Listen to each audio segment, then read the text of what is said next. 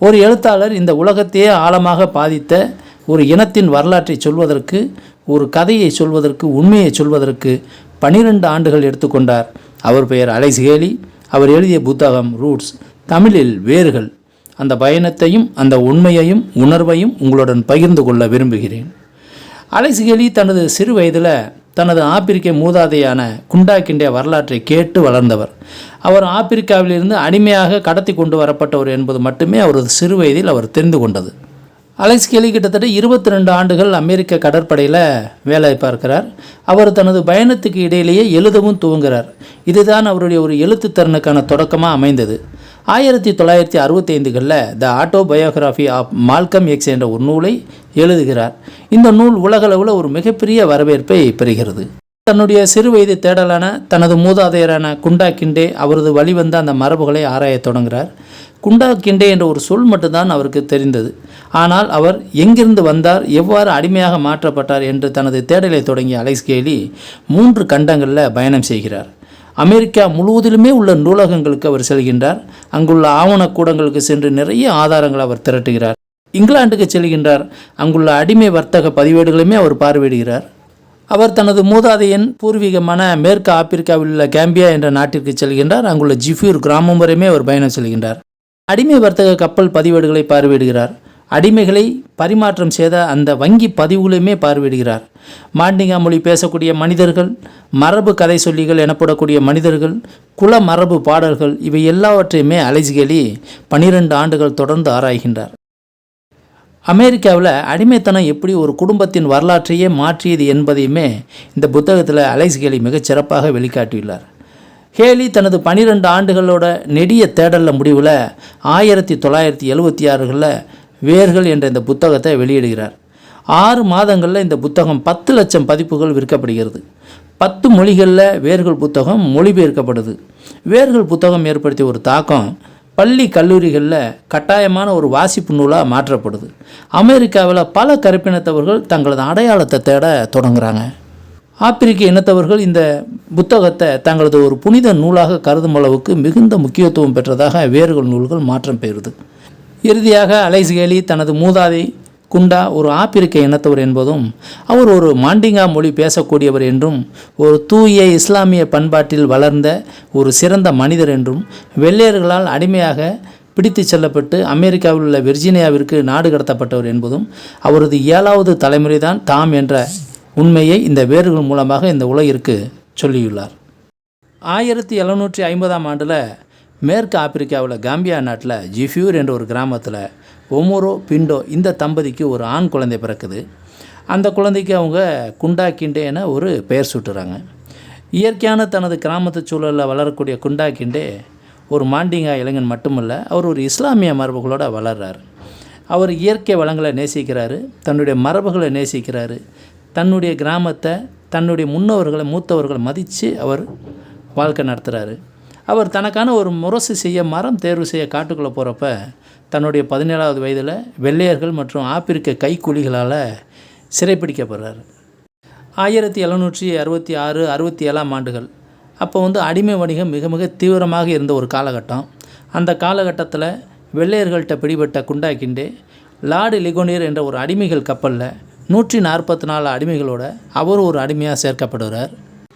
144 அடிமைகளோட கிட்டத்தட்ட ஒரு 140 நாட்கள் பயணம் செய்த அடிமைகளுக்கு ஏற்பட்ட கொடும் சித்திரவதைகளுக்கிடையே பயணப்பட்ட அந்த ஒரு கப்பல் அன்னபோலிஸ் துறைமுகத்தை அடையும் பொழுது 98 அடிமைகள் மட்டுமே உயிரோடு இருந்ததாக கப்பல் பதிவுகள் தெரிவிக்குது. அலெக்ஸ் ஹேலி அவர்கள் இந்த வேர்கள் நூலில் இந்த அடிமைகள் பயணப்படுகிற இந்த ஒரு நிகழ்வு, இது இந்த நூலில் இவர் விவரிக்கக்கூடிய விதம், அவர்கள் பட்ட சித்திரவதைகள், வேதனைகள் எல்லாற்றையும் பார்க்கும் பொழுது அதை வாசிக்கக்கூடிய ஒவ்வொரு நபருமே மிகுந்த சங்கடத்துக்கு ஆளாகிறது கண்டிப்பாக உண்டு. அந்த காலத்தில் இருந்த மக்கள், அந்த அடிமைகள் எவ்வாறு மிகுந்த துன்ப துயரங்களுக்கு இடையில் தன்னுடைய இந்த கப்பல் பயணத்தை அவங்க கடத்தி செல்லப்பட்டாங்க என்பதற்கு இந்த நாவலில் வரக்கூடிய அந்த வர்ணனைகள் ரொம்ப சாட்சியாக ஒரு ஆதாரமாகவே இருக்குன்னே சொல்லலாம். ஜான் வெல்லர் என்ற ஒரு முதலாளிக்கிட்ட விற்கப்பட்ட குண்டா உடனடியாக தனது குண்டா கிண்டே என்ற பெயருக்கு பதிலாக டோபி என பெயர் மாற்றம் செய்யப்படுகிறார். சுதந்திரமான ஒரு சூழலில் 17 வயது வரை வாழ்ந்த ஒரு இளைஞனான குண்டா இந்த ஒரு பேரதிர்ச்சி அவரால் தாங்கிக் கொள்ளவே முடியல. அவரால் இதை மனதளவில் ஏற்றுக்கொள்ள முடியல. தொடர்ந்து தப்பிப்பதற்கு அவர் வந்து முயற்சி செய்கிறார். முதல் 3 தடவைகள் குண்டா தப்பிக்கும் பொழுது அவருக்கு சவுக்கடிகள் கொடுக்கப்படுது, சித்திரவதைகள் செய்யப்படுகிறார். ஆனால் 4வது தடவை வந்து குண்டா தப்பிக்க முயற்சி செய்யும் பொழுது அவர் தன்னை பிடிக்க வந்த வெள்ளையர்களை கடுமையாக தாக்கிடுறாரு. அப்படி தாக்கப்படும் பொழுது அந்த வெள்ளையர்கள் இனிமேல் குண்டா தப்பிக்கவே கூடாது என்ற ஒரு முடிவுக்கு வர்றாங்க. அதனால் குண்டாவை ஒரு மரத்தில் கட்டி வச்சு அவரது வலது பாதத்தில் பாதி பகுதியை துண்டித்து எடுக்கிறாங்க.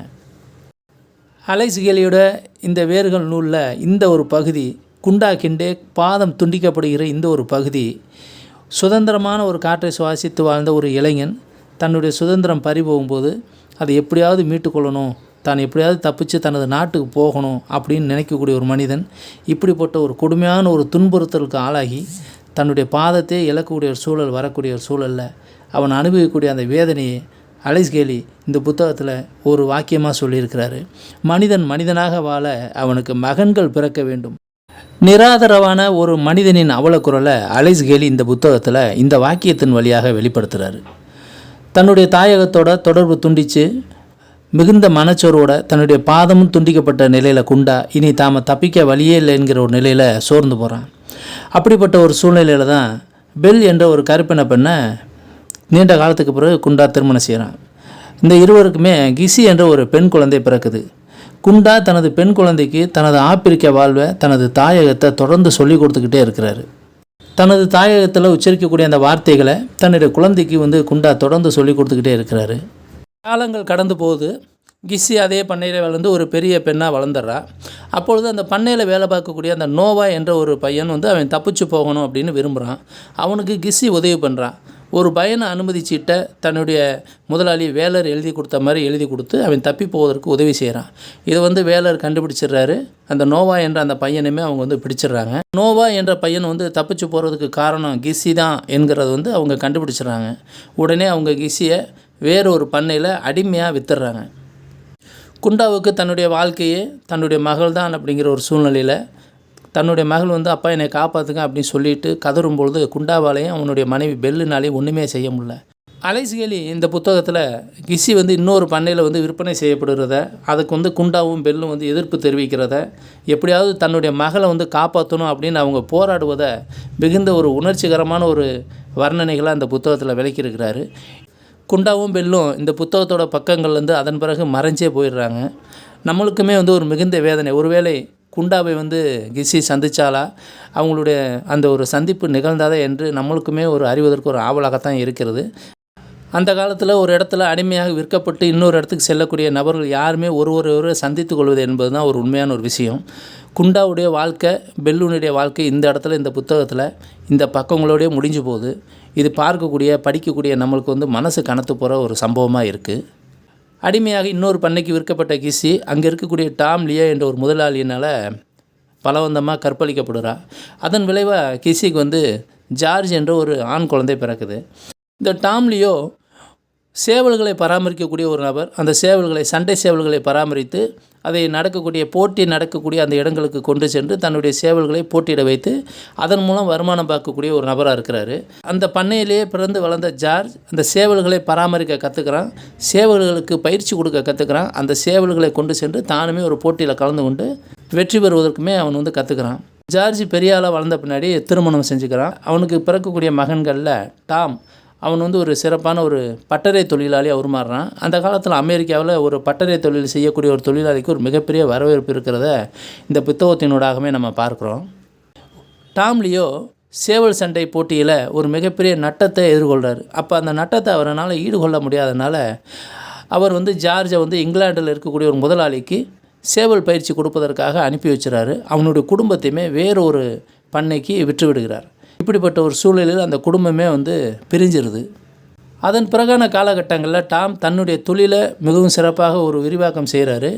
அந்த காலகட்டத்தில் தான் 1860-65 காலகட்டங்களில் ஆபிரகாம் லிங்கன் அவர்களுடைய அந்த ஒரு பெரும் போராட்டத்தினால அடிமைகளுக்கு ஒரு சுதந்திரம் கிடைப்பதற்கான ஒரு மிகப்பெரிய ஒரு போராட்டம் அமெரிக்கா முழுவதிலுமே உள்நாட்டு போராக வெடிக்குது. அது தொடர்ந்து நடைபெற்று கொண்டே இருக்கிறது. இப்படிப்பட்ட சூழ்நிலையில் தான் கட்டுச்செவல் ஜார்ஜ் இங்கிலாண்டிலேருந்து திரும்பவும் வந்துடுறாரு. அவர் ஒரு சுதந்திரமான ஒரு மனிதனாக திரும்பி வந்துடுறாரு. ஆனாலும் அவருடைய குழந்தைகள் அவருடைய குடும்பம் இன்னமும் அடிமையாகத்தான் இருக்குது. ஒரு காலகட்டத்தில் 1865களில் அமெரிக்கா முழுவதிலுமே அடிமைகளுக்கான அந்த சுதந்திரம் வழங்கப்பட்ட பொழுது இவர்கள் எல்லாமே இன்னொரு இடத்துல சென்று குடியேறுறாங்க. கட்டுச்செவல் சார்ஜும் டாமும் சேர்ந்து தங்களுடைய குடும்பத்திற்கு ஒரு மிகச்சிறப்பான ஒரு இடத்தை உருவாக்கி கொடுக்குறாங்க. குண்டா கிண்டேயில் தொடங்கிய ஒரு கதை அலெக்ஸ் ஹேலி அவர்களோட நிறைவடையுது. அலெக்ஸ் ஹேலி அவர்கள் எழுதிய வேர்கள் என்ற அந்த புத்தகம் தமிழில் பொன் சின்னத்தம்பி முருகேசன் அவர்களால் மொழிபெயர்க்கப்பட்டு எதிர் வெளியீடாக வெளியிடப்பட்டுள்ளது. வாய்ப்பு இருக்கக்கூடிய அனைவருமே இந்த புத்தகத்தை வாங்கி படிக்க வேண்டும் என கேட்டுக்கொள்கிறேன். நன்றி.